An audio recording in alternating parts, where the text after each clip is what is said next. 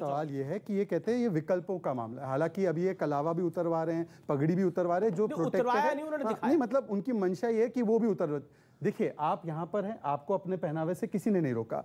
Classroom के भीतर आप जो है सभी लोगों के लिए एक रूल, एक यूनिफॉर्म होता है। आर्मी में अगर कल महिला जाएंगी तो क्या उसको हिजाब पहन के वो आर्मी में जाएगी? दूसरी बात मैं आपसे पूछता हूं, एक बार आप बोल दीजिए, बाकी और कोई नहीं, कि मदरसा जो सरकारी फंड पाता है, जो एक शैक्षणिक संस्थान है, वहां पर लड़की अगर जींस पहनना चाहती है, आप दोगे permission? Okay quickly. Amish ji, मैं डंके की चोट पर एक बात कहता हूं कि जो स्कूल, मैं कॉलेज की बात नहीं करता क्योंकि कॉलेज में ड्रेस कोड अलाउ नहीं है, कई कॉलेजेस में है। ठीक है, अच्छा चलिए मान लिया में भी था। लेकिन मैं एक बात बता दूं, स्कूल जो यूनिफॉर्म डिसाइड कर रहा है क्लासरूम में, वो लिबास होना चाहिए। तो यही तो बात है, तो यही तो विषय है। और मैं क्या कह रहा हूं, क्यों तो पीएफआई प्रोटेस्ट क्यों कर रही है? इनका मतलब है क्लास के अंदर, मगर स्कूल के ग्राउंड में, स्कूल की बिल्डिंग में। Listen to me. First, otherwise I will leave this debate. Tell your panelists to know about me. PFI से Why he is asking me as the PFI man? SDPI के नेता कैसे कह रहे हैं? SDPI के किस बुनियाद पे कह रहे हैं? तो गलत है बोल दो। मैं इनको गाली देना शुरू करूं? PFI गाली है, PFI गाली है। जिस चीज से मेरा कोई ताल्लुक नहीं है, कोई अटैचमेंट नहीं है, मैं एक सेकंड, नहीं कोई अटैचमेंट नहीं है। ने एक रैली की है राजस्थान में, खंडन कर दीजिए उसका कि कोर्ट में मामला है, क्यों आप रैली कर रहे हैं? खंडन कर दे, समझ रहा हूं आपका खंडन कर दीजिए। चलिए तो बोलिए कि खंडन करता हूं मैं PFI की रैली। अरे आपने अभी बोला कि PFI गाली है। नहीं, मैं PFI हाथ काटने की बात करता है। आप PFI तो चाहता है शरिया लागू हो जाए, बोलिए PFI गलत है। बुलाओ PFI के आदमी को, बुलाओ SDPI के आदमी को। में नहीं थे आप थे ना? मैं अब नहीं हूं ना, मैं 6 महीने से तो गलत है ना? आप गलत है ना? चलो आप गलत है, गलत है, मैं मानता हूं। आप क्यों कोट कर रहे हैं? या तो आपको मालूम नहीं, आप कहिए आप बेखबर हैं, आपको बहुत सारी चीजों की खबर नहीं है, या तो आप कहिए कि आपकी बात इंफॉर्मेशन नहीं है, या तो कहिए सारी दुनिया को पता है, सिर्फ आपको नहीं पता। और फिर आप बनते हैं लगा कि रूलिंग पार्टी का पहले अभी भी आप PFI के साथ, आपको पता कुछ नहीं है और आप बोले जा रहे हैं उसको। मुझे मालूम है, इतना मुझे सीख गया हूं मैं इन्हीं जैसे लोगों के साथ खड़े होके कि कोई पैनलिस्ट कह रहा है तो उसके मीनिंग क्या है ये जानता हूं। चलिए PFI गलत नहीं, पर हिजाब के विषय पर आते हैं। आप देखिए हिजाब के विषय पर आते हैं। नहीं, ये डिबेट आप बताइए, आपने हिजाब पे डिबेट है, यहाँ लड़कियां भी वेट कर रही है अपनी बात को रखने। हिजाब पे डिबेट की बात कर रहे हैं और आप दुनिया भर की बातें उसमें आप भी जोड़ दिया। आप हिजाब पे डिबेट कर रहे हो या इस्लाम पे डिबेट कर रहे हो? क्लियर कीजिए। हिजाब पे बहस है, सिर्फ हिजाब पे रही है। फिर हिजाब की जो मैरिट और डीमेरिट जो नेसेसिटी है नहीं है, दिया जा रहा है, ये इस्लाम का हिस्सा है। कोर्ट में तरफ तो ये दिया जा रहा है ना, ये कुरान का हिस्सा है। इसी पे बहस कीजिए, इसी पे कीजिए। मैंने पहले कहा स्कूल यूनिफॉर्म का इशू है, मुसलमान औरतों को हिजाब पहनना स्कूल में अलाउड होना चाहिए। ये सवाल नहीं है, स्कूल में अलाउड होना चाहिए। दुनिया की तो फिर कोई बोलेगा मैं रामनामी चादर लेके जाऊंगा, दुनिया की कोई भी हुकूमत, कोई बोलेगा मैं लाल टोपी डालूंगा, कोई कहेगा मैं हरी टोपी डालूंगा, कोई कहेगा मैं गुलाबी टोपी डालूंगा। तो सब ऐसे चलेंगे तो कार्टून कोई गवर्नमेंट अपने सिटीजन पे ड्रेस कोड इंपोज नहीं कर सकती। क्या सारी दुनिया की लाइफ में कौन ड्रेस कोड इंपोज कर रहा है?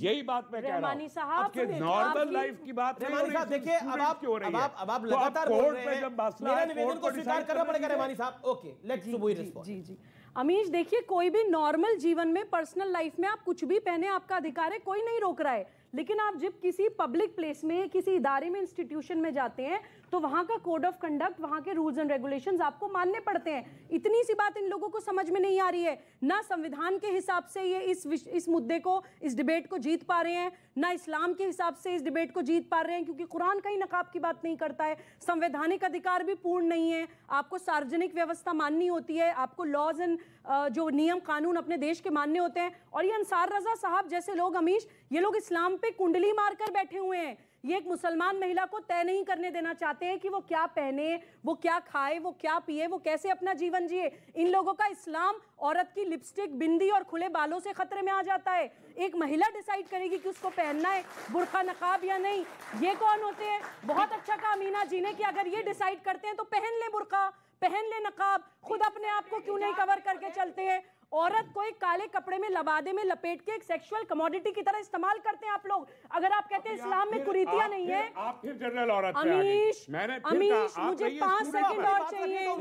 Amish, I need 5 more second. Rahmani साहब एक सवाल, रहमानी साहब एक सवाल, महिलाओं की तरफ से आपसे सवाल पूछना चाहती हूं। आप मुझे मुसलमान महिलाओं की तरफ से मत पूछिए, मुसलमान महिलाओं की तरफ से सवाल पूछना चाहती हूं। बहुत सारे आपने बुलाया नहीं उनको, सवाल पूछती हूं, आपने भी नहीं दिया उनको मंच, आज आप आपने भी नहीं दिया उनको मंच, अगर आप आपने उनको भी नहीं दिया। ये बन रहे हैं तो आप शेरवानी मैडम अगर बोलेंगी तो वो मुसलमान औरत नहीं है, सुबुई खान मुसलमान औरत नहीं है, शहजाद पूना वाला मुसलमान नहीं है, ये महिला का इशू ही नहीं है, ये मुस्लिम, ये महिला का इशू है सर, नहीं है, ये स्टूडेंट्स का किसका इशू है? ये स्टूडेंट्स का इशू है। एक सेकंड, बोलो यही पॉलिटिसाइजेशन है, ये महिलाओं का ही इशू है। अगर स्कूल जैसे कोई विद्यालय में अगर कोई हिजाब पहन के आ रहा है तो कल को कोई दूसरा जो दूसरे धर्म का है वो कहेगा मैं अपने धर्म का लाऊंगा, तो फिर इक्वालिटी कहाँ है सर? इक्वालिटी कहाँ मिल रही है लोगों को?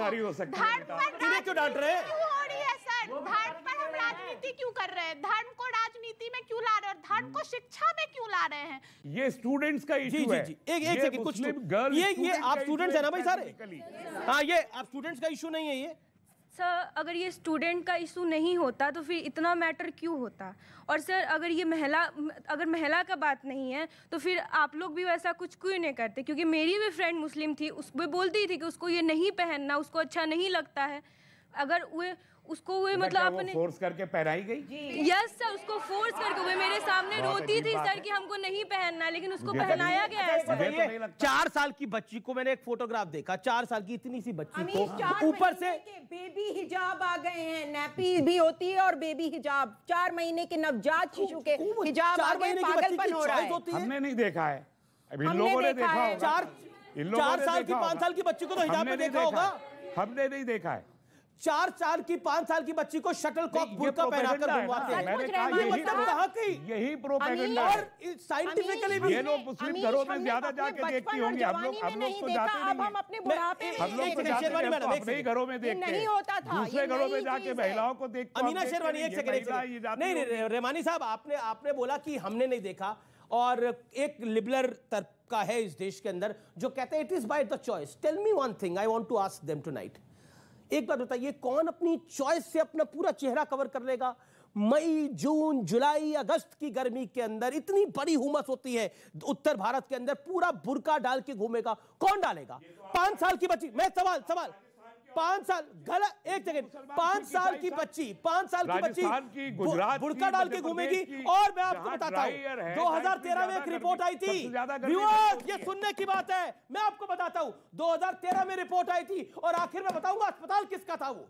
2013 में रिपोर्ट आई थी, डॉक्टर्स का दावा है कि बुर्का पहनने से शरीर में विटामिन डी की कमी की आशंका होती है। शरीर का 15% हिस्सा धूप के लिए बिना ढके रहना जरूरी है। ऐसा नहीं होने पर उन्हें दवाई की जरूरत पड़ती है और मसल पेन हो जाता है। 100 में से 65 जो महिलाएं हैं बुर्का पहनने वाली, उनको यह मसल पेन हो जाता है। और ये रिपोर्ट किसने दी थी? ये सबसे बड़ी बात है। आप में से किसी को पता तो नहीं होगा, आपको रहमानी साहब नहीं आइडिया, अंसार रजा आपको भी नहीं आइडिया, लेकिन ये रिपोर्ट दी थी मजरुद्दीन अली खान ने, जो कि ऑर्थोपेडिक सर्जन है, ऑलिव हॉस्पिटल, जो ओवेसी का हॉस्पिटल है हैदराबाद में। That's the point.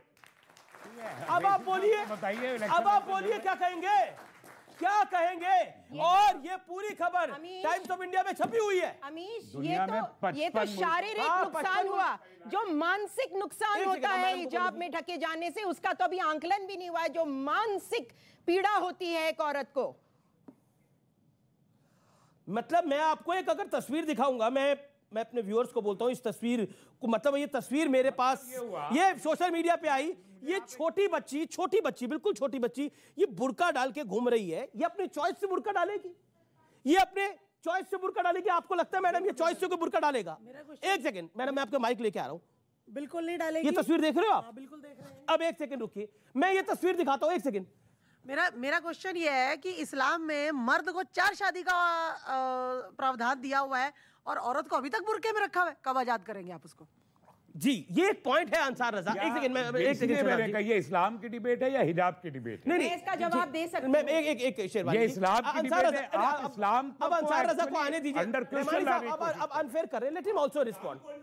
नहीं आप देखिए लगातार बोल रहे हैं रहमानी साहब, आप एक्चुअली चाहते हैं कि इस्लामिक पेरेंट्स को बदलाव करने की, एक सेकंड मैडम आप इस्लाम को अंडर क्वेश्चन करने की बहस कर रहे हैं।